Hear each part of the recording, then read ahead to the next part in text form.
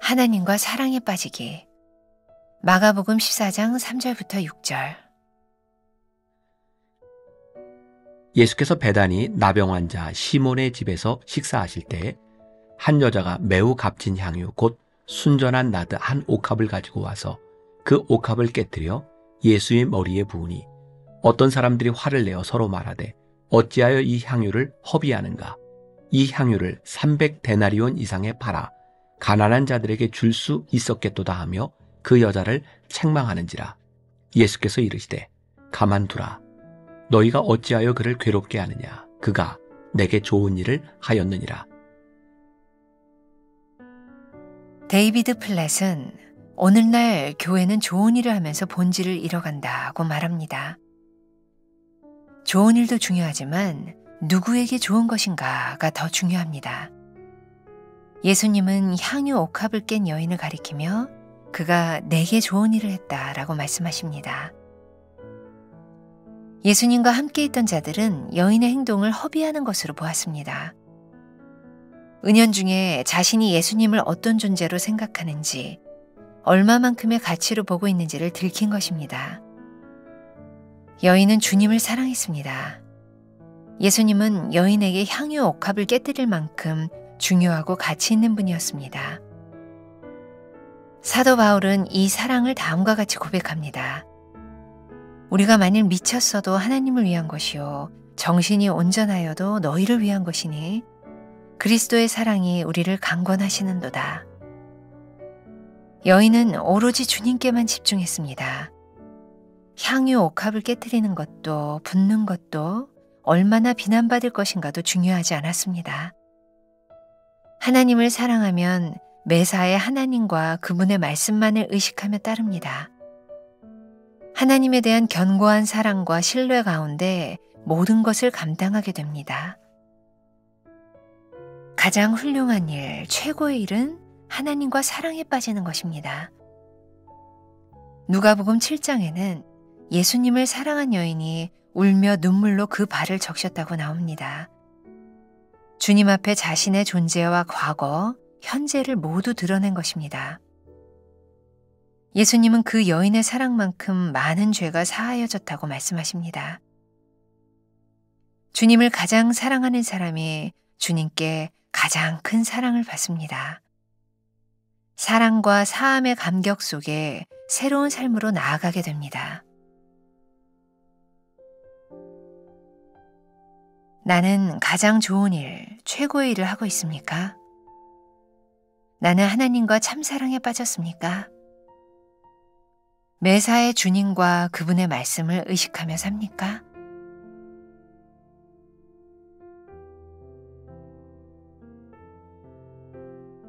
오늘은 4월 25일입니다. 오늘 말씀의 제목 하나님과 사랑에 빠지기. 자, 기억하시죠? 부활 이후에 우리 신앙인의 삶이 어떠해야 되는가, 그런 것들을 하나하나 살펴보고 있습니다.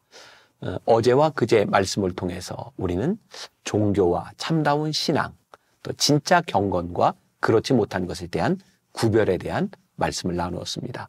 오늘은 하나님과 사랑에 빠진다고 하는 것이 어떤 의미인지를 함께 생각해 보려고 합니다.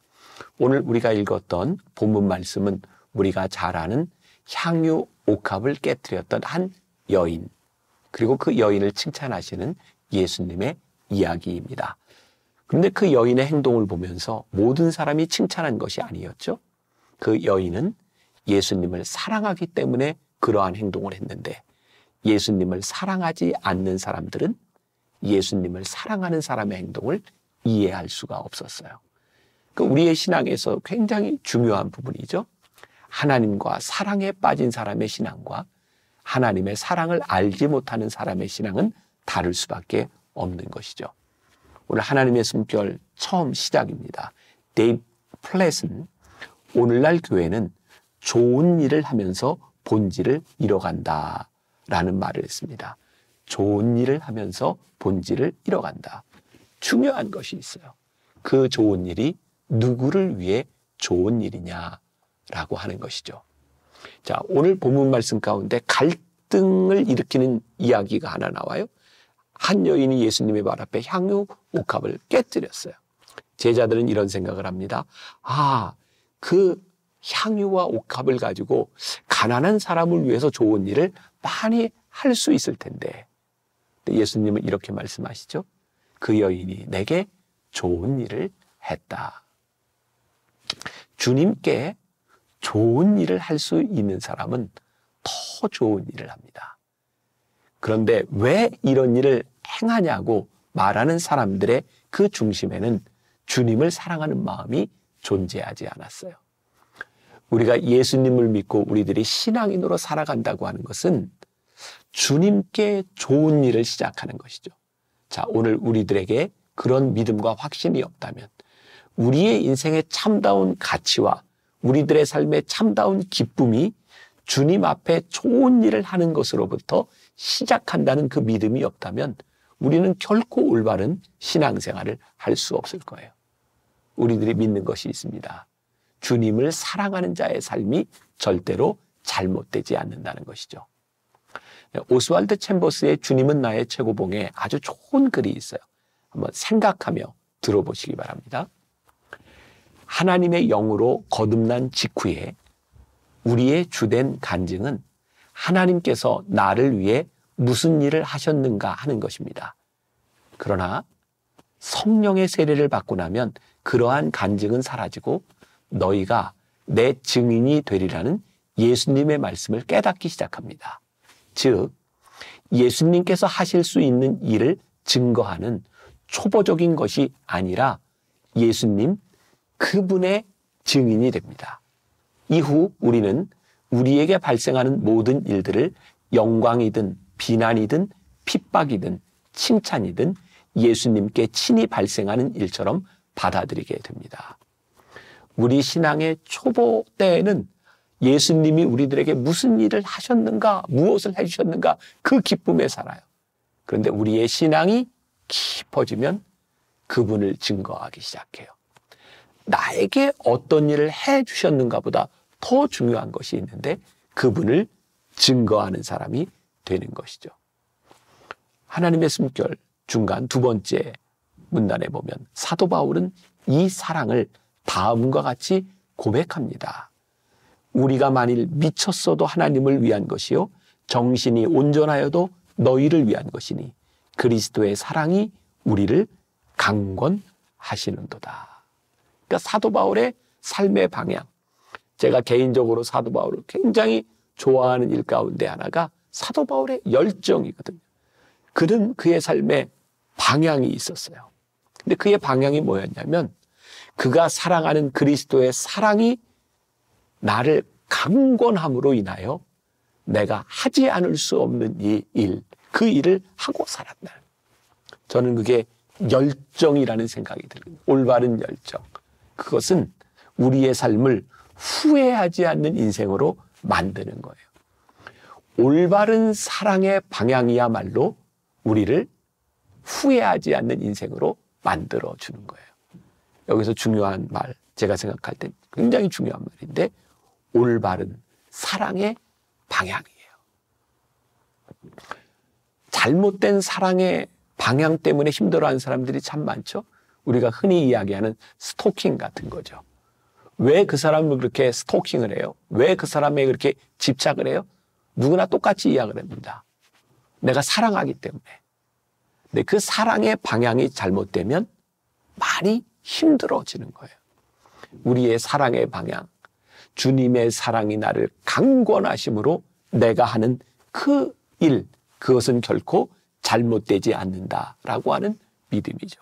그러니까 올바른 열정, 우리가 얼마나 열심히 사는가가 중요한 것이 아니라 얼마나 올바른 열정을 가지고 살아가느냐에 대한 문제죠. 자, 좋은 예가 될 것 같아요. 우리가 잘 아는 스티븐 커비라는 사람이 있죠. 성공하는 사람들의 7가지 습관이라는 책을 쓴 사람이에요.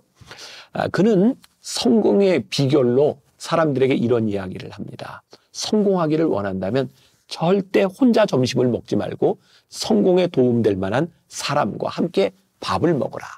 그러니까 한시도 허투루 지나가지 말라고 하는 그런 이야기였죠. 그런데 어느 날 한 사람이 스티븐 카비에게 와서 이런 고민을 토로합니다.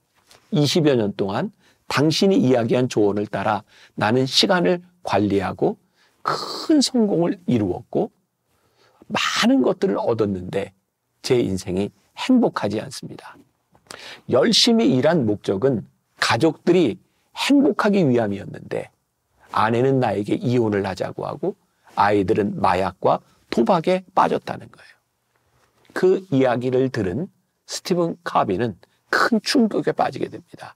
그리고 스스로 자신의 과오, 자기가 잘못했다고 하는 것을 인정하게 되죠. 그때부터 스티븐 카비는 이런 이야기를 합니다. 소중한 것을 먼저 하십시오. 단순히 시간을 아껴 열심히 사는 것에 대한 문제가 아니라 소중한 것을 먼저 하십시오. 그리고 그의 책 서문에서 이런 고백을 하죠. 위만 바라보고 있는 힘을 다해 사다리를 올라갔는데 막상 다 올라가 보니 애초에 올라가려던 지붕이 아니었다 라고 생각한다면 그것이 얼마나 허망한 일이겠습니까? 중요한 것은 엉뚱한 곳에 사다리를 놓는 것이 아니라 올바른 곳에 사다리를 놓고 올라가는 것이죠. 우리 그리스도인들에게 올바른 사다리, 그것은 무엇일까요? 하나님과의 사랑에 빠지는 거예요. 우리의 욕망에 빠지는 것이 아니라 세상에 빠지는 것이 아니라 하나님과의 사랑에 빠지기 시작할 때 우리는 하나님이 원하시는 인생을 살아갈 수 있어요. 도전입니다. 지금 여러분들이 가장 열심히 살아가는 그 열심인 여러분들의 인생이 하나님을 사랑하는 일 때문에 하는 것인지 아니면 내 욕망을 위해 하는 것인지 우리의 인생의 최고의 일, 하나님과의 사랑에 빠져 살아가는 우리의 인생이 절대로 잘못되지 않는다는 우리들의 삶의 모티브가 분명히 정해지는 인생, 그것이 우리들에게 중요한 일이겠죠. 누가복음 7장에도 예수님과 이렇게 사랑에 빠졌던 한 여인, 예수님 앞에 눈물을 흘리며 그 눈물을 자기의 머리카락으로 닦았던 한 여인의 이야기가 나오고 있어요. 예수님께서 그 여인의 죄를 사하여 주신 것이 너무 감사해서 주님과의 사랑에 빠졌던 한 여인. 우리들의 삶에 하나님과의 사랑 때문에 우리들이 할 수 있는 희생과 우리들이 헌신할 수 있는 일과 우리의 권리를 포기할 수 있는 일, 그게 무엇일까? 월간 목회에 그런 좋은 예화가 하나 나와 있더라고요. 실제 있었던 일이라고 하는데 오래전인데 워싱턴 DC 부근의 한 한인 가게에 복권을 산 사람이 복권에 당첨이 되었답니다. 일시불로 당첨금을 받을 수도 있지만 이 사람은 평생 동안 1년에 한 1억 원 정도의 돈을 받는 그런 복권에 당첨이 되게 된 거예요. 그런데 놀라운 일은 이 사람이 복권을 샀던 가게 주인에게 담례로 이 한인에게 2만 달러, 그러니까 2천만 원이 넘는 돈을 주었다는 거예요. 참 적지 않은 돈이죠. 그 돈을 받은 사람도 전혀 상상할 수 없는 그런 돈을 받게 된 거예요. 그런데 이 목회와 신학이라고 하는 잡지에서 어떤 목사님이 이 이야기를 사용하면서 이야기를 하는 거예요. 이렇게 엄청난 일, 내가 평생 돈을 받게 되었다는 그 일 때문에도 그 복권을 산 가게에 와서 2천만 원을 주며 감사하는데 우리들이 하나님과의 사랑에 빠져서 하나님이 나를 위해 죽으신 그 십자가의 사랑을 아는 사람이라면 우리들의 삶에는 어떤 헌신과 어떤 희생과 어떤 모습이 나올 수 있을까요? 우리가 하나님을 믿는다고 하면서 하나님과의 사랑에 빠지지 않으면 하나님을 믿는 우리들의 삶에 희생도 어떤 섬김도 존재하지 않아요. 우리가 하나님 앞에 기꺼이 우리의 권리를 포기하고 우리들의 삶을 하나님 앞에 내려놓을 수 있는 것은 하나님과의 사랑에 빠지게 될 때이죠. 저 개인적인 간증을 이야기한다면 그런 것 같아요. 내가 하나님과의 사랑의 깊은 관계 속에 있을 때는 나를 포기할 수 있는 일들이 참 많은 것 같아요. 그 포기하는 것이 그렇게 어렵지 않은 것 같아요. 근데 하나님과의 관계가 소원해지면 나를 포기하는 것이 참 쉽지 않습니다. 저 개인적인 기도 제목이고 여러분들에게도 함께 그런 것을 나누고 싶다면 하나님, 끝까지 제 삶에 하나님과의 사랑 가운데서 포기할 수 있는 일, 선택할 수 있는 일, 결정하는 일들이 없어지지 않도록 저를 도와주세요. 오늘도 하나님과의 사랑에 빠지는 하루가 될 수 있기를 주님의 이름으로 간절히 축원합니다. 기도하겠습니다. 하나님, 혹시 우리가 좋은 일을 하면서 하나님을 잊어버리고 사는 사람이 되지 않기를 원합니다. 우리의 좋은 일이 하나님을 기쁘시게 하는 일이 되기를 간절히 소원합니다. 우리들이 살아가는 삶의 방향이 잘못되지 않기를 간절히 소원합니다. 오늘 하루 우리가 하나님과의 사랑에 빠져 있는지 우리의 신앙을 확인하는 하루가 되게 하여 주옵소서. 예수님의 이름으로 기도했습니다. 아멘.